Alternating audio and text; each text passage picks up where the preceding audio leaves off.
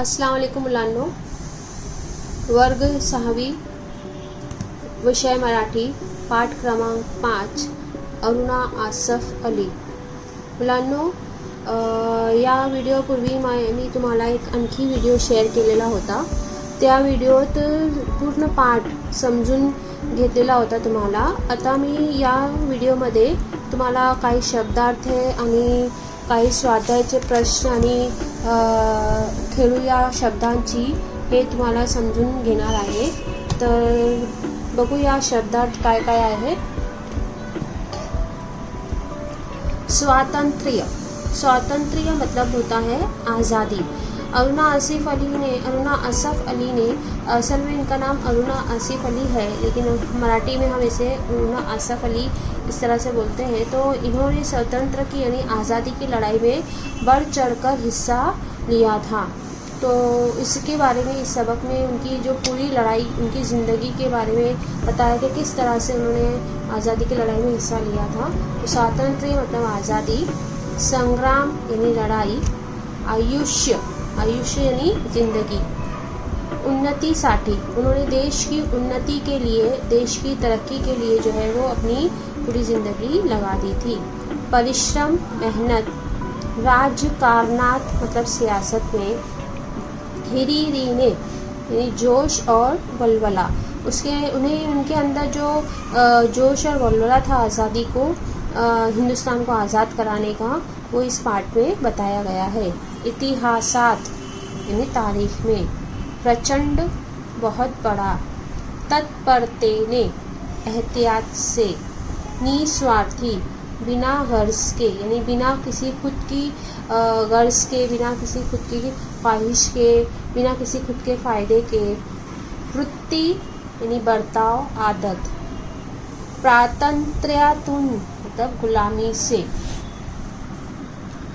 आंदोलन तहरीक, राष्ट्र ध्वज यानी कौमी झंडा, भूमिगत ज़मीन दोष, क्रांतिकारक, मुजाहिद, बख्शिश, इनामात, तुरंगवास जेल में.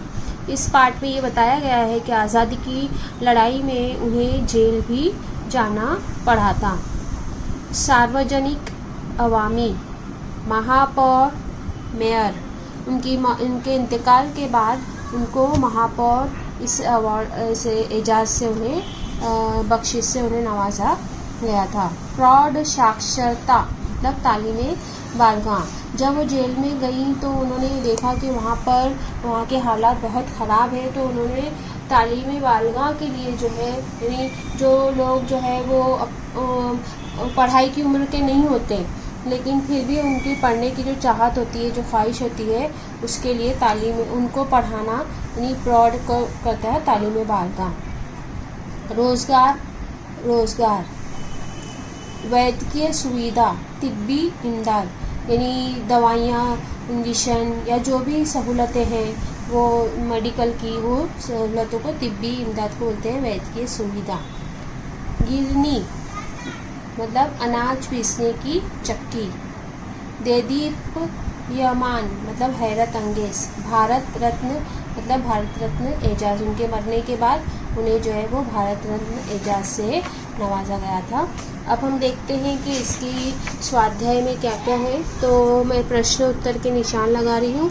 आप इस वीडियो को देखते हुए आप भी जो है वो अपनी किताब में इस पर निशानात लगाएंगे और उसके बाद वो अपनी कॉपी में आप लिखेंगे.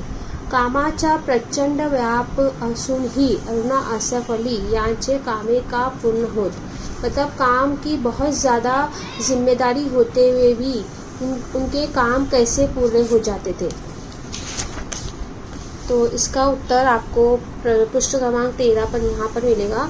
कोणतेही काम तत्परतेने, निस्वार्थी वृत्ती और निश्चय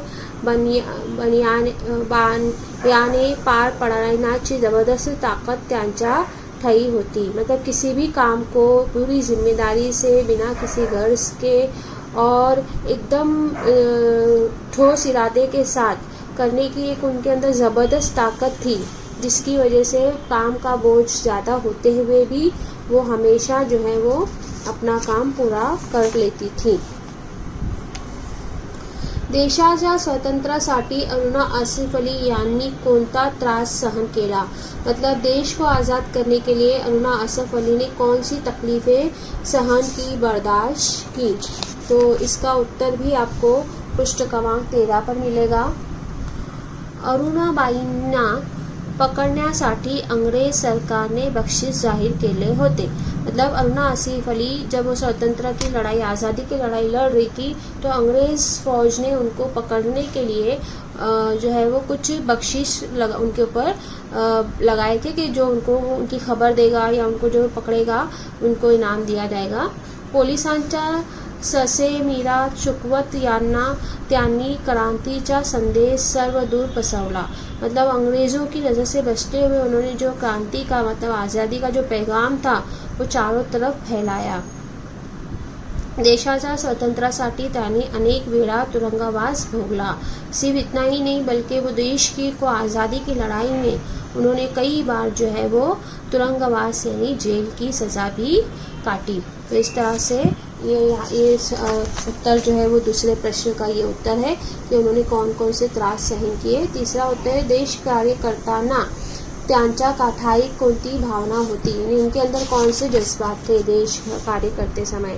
तो प्रत्येक देश के कार्य करत असताना त्यांनी कसल्याच गौरवाची अपेक्षा ठरवली नाही। उन्होंने देश कार्य करते वक्त उनके दिल में कोई भी जो है वो ऐसी उम्मीद नहीं थी कि उन्हें कोई इनाम मिलना चाहिए। भविष्यात भारतीयांनी मला देशभक्त म्हणून ओळखलं तरी पुरेसे आहे। वो हमेशा यही सोचती थी कि मुस्तकबिल में हिंदुस्तानी उन्हें हमेशा एक देशभक्त के रूप में अगर उन्हें पहचानते हैं तो भी उनके लिए काफ़ी है, ऐसी त्यांची भावना होती। इस तरह के उनके जज्बात थे। हम आगे देखते हैं। राजकार्यभार शब्दांचा बोला, एक शब्द लिखना है। राज्य कारभार करणार, शासनकर्ता। आंदोलन करणारे, आंदोलक। क्रांती करणारे, क्रांतिकारक। देशभक्ती करणारे, देशभक्त। नंतर इकडे पुढचा एक प्रश्न आहे की खालील वाक्यांत पूर्ण विराम व स्वल्प विराम घालून वाक्य पुन्हा लिहा। पूर्ण विराम का चिन्ह इस तरह का होता है, स्वल्प विराम का चिन्ह इस तरह का होता है। इधर कुछ वाक्य दिए हैं जिसमें आपको ये चिन्ह लगाना है, तो मैं इधर लगा के आपको बता रही हूँ। अनवर स्वतःची कामे स्वतः करतो, ठीक है। तो अनवर के बाद जो है वो इस तरह का पूर्ण स्वल्प विराम आएगा और आखिर में पूर्ण विराम आएगा। गुलाब, मोगरा, चाफा ही स्वासिक फूले आहे। तो गुलाब के बाद फिर मोगरे के बाद और चाफा के बाद नहीं आएगा क्योंकि यहाँ से वाक्य पूरा हो जाता है, उधर पूर्ण विराम आएगा। वनिता, अनीता, अस्मिता खूप चांगल्या मैत्रीण आहे। तो वनिता के बाद स्वल्प विराम आएगा, अनीता के बाद स्वल्प विराम आएगा, अस्मिता के बाद नहीं आएगा क्योंकि यहाँ से तुम्हारा वाक्य पूरा होता है, उधर पूर्ण विराम आएगा। अजय, सुरेश, अंकुश मैदानावर खेळायला गेले। वैसे ही यहाँ पे अजय के बाद आएगा स्वल्प विराम, सुरेश के बाद आएगा स्वल्प विराम और अंकुश के बाद पूरा वाक्य लिखने के बाद पूर्ण विराम यहाँ पर आएगा। तो बच्चों इस तरह से आपको ये लिखना है और अपनी फ़ोटो खींच के जो है वो आपको अपने ग्रुप पर शेयर करना है। इंशाल्लाह ज़ूम पर जब मैं ये पार्ट वापस लूँगी तो जो भी आपके डाउट्स रहेंगे, आपकी जो भी आपको समझ में नहीं आएगा, मैं इंशाल्लाह आपको वहाँ पर समझाऊँगी। अल्लाह हाफिज़।